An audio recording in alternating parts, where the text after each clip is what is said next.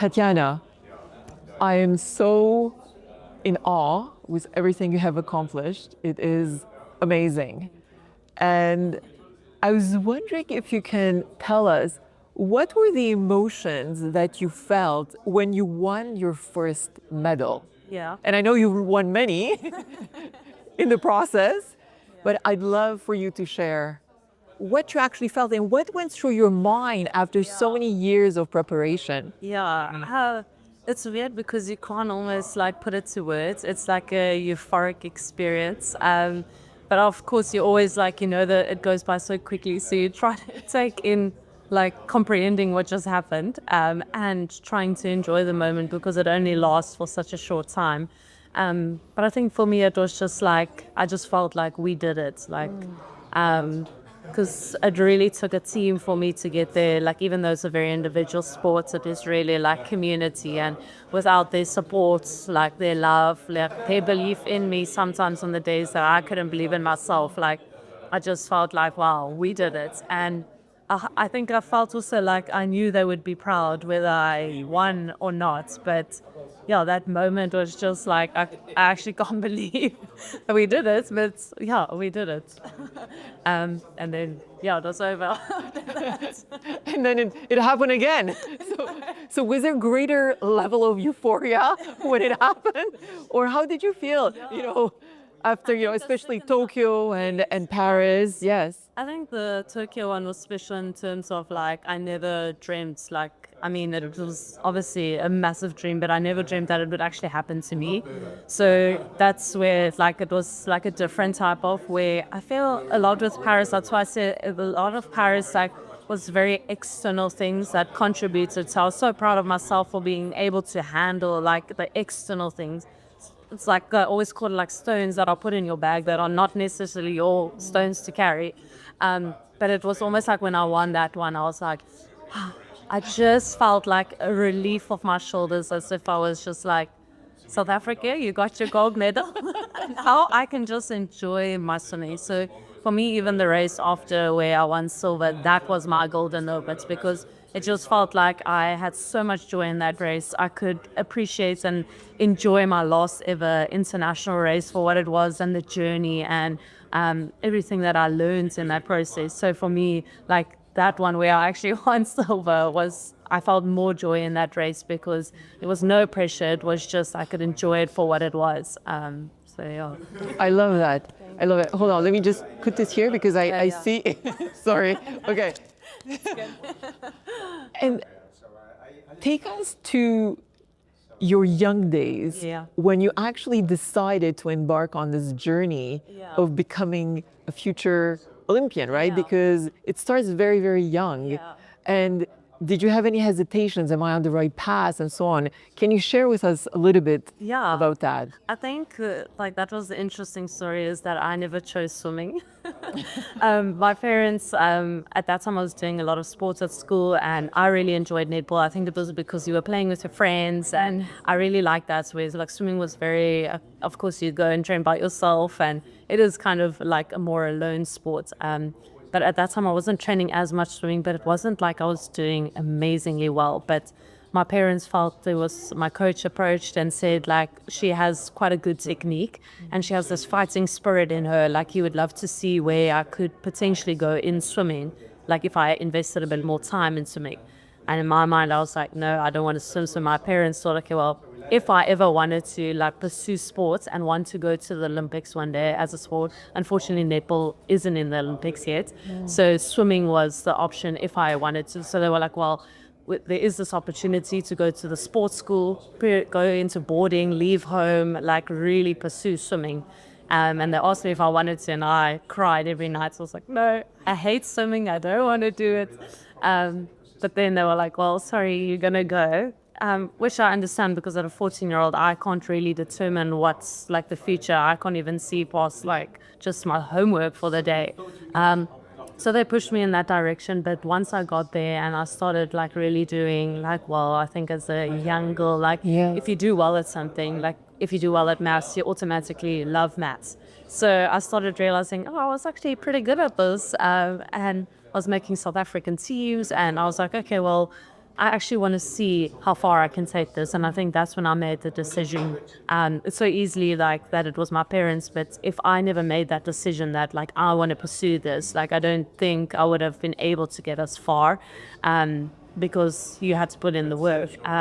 But through that journey, like I think I initially, like I was very driven by the achievements as a young girl, you're doing really well. But then something happened, and at 2016 Olympics, I missed it with one split second. And that was devastating. And I just realized, I can't let the achievements and the times determine the passion that I have for swimming. Like there must be a purpose for the passion. The purpose must drive the passion. And that's kind of and that was much later. I think I was 19 at that time. And that's really where I flourished in swimming, because I found joy in like my swimming, and the results didn't matter because I just really loved it. And I always said a happy swimmer is a fast swimmer, and fast in my own way. Like I was improving on my time and stuff, and I was just extremely happy, and I'm grateful because it just showed like when you really truly like living, like you said, your purpose and that joy, like the results will happen for like if it should. But it never changed the way I felt about my sport.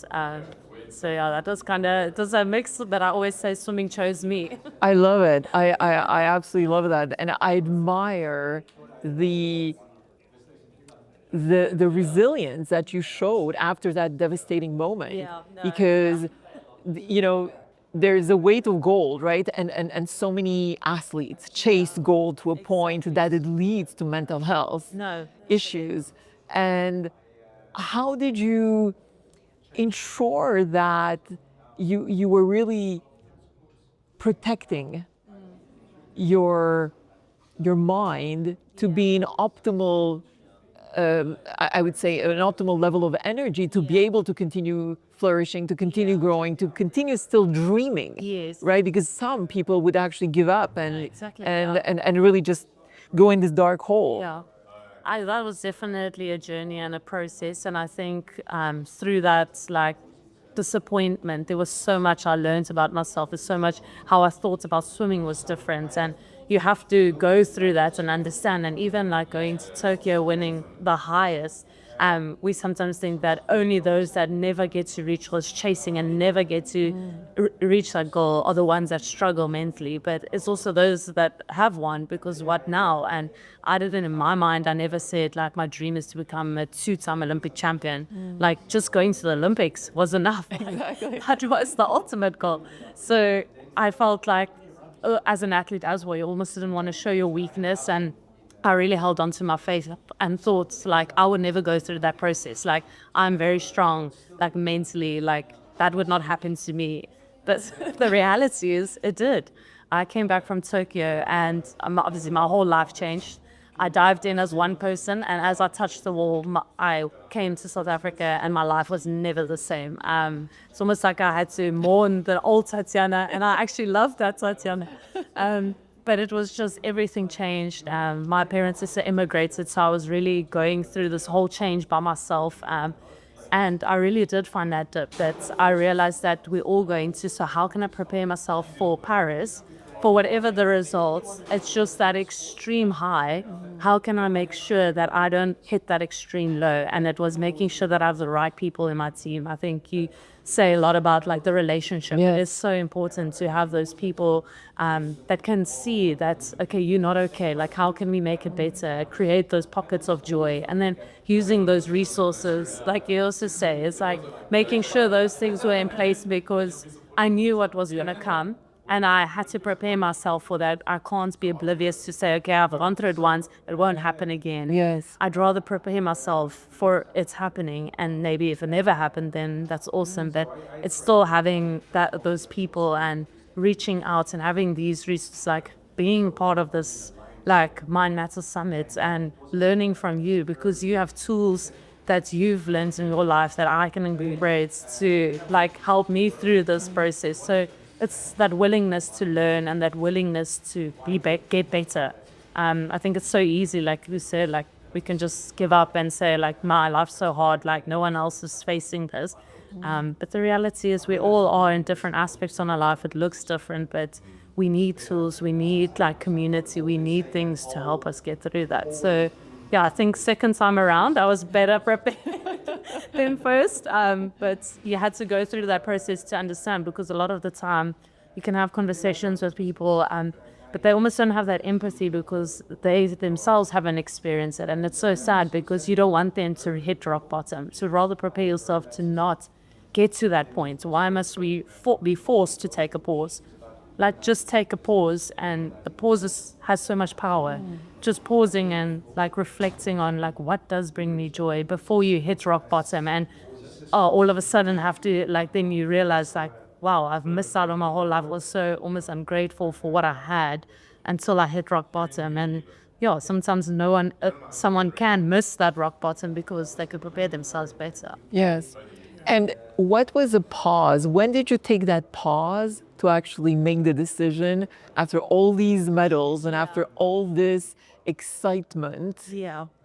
and these victories, that I pause and I consciously make the choice to basically retire?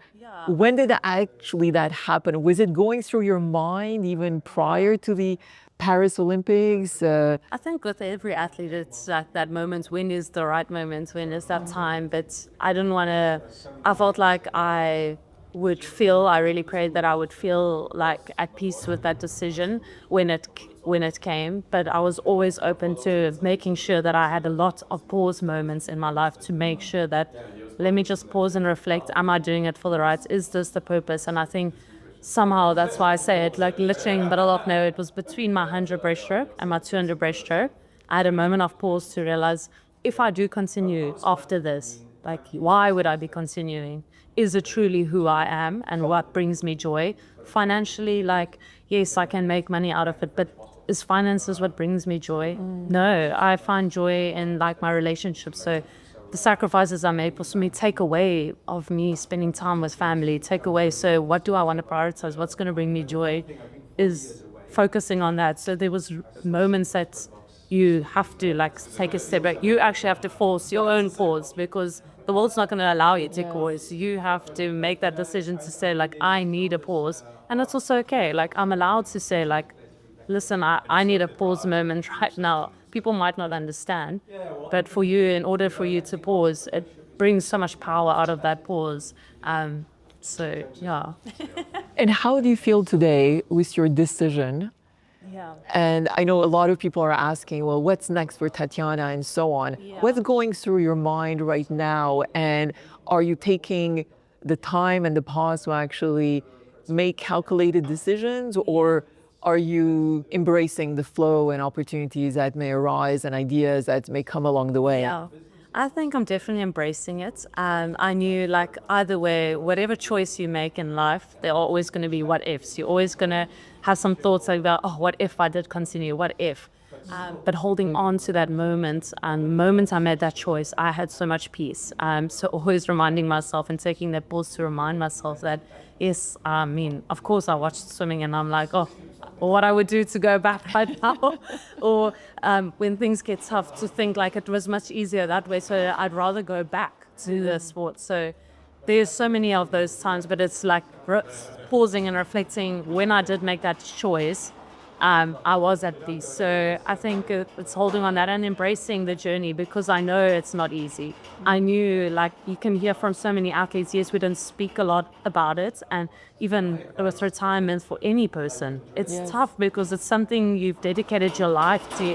And it's almost, you only feel like that's all you know. Like, you're almost like useless somewhere else. Like when I walk into rooms with corporate, I'm like, I don't belong in this room. Like, I know nothing.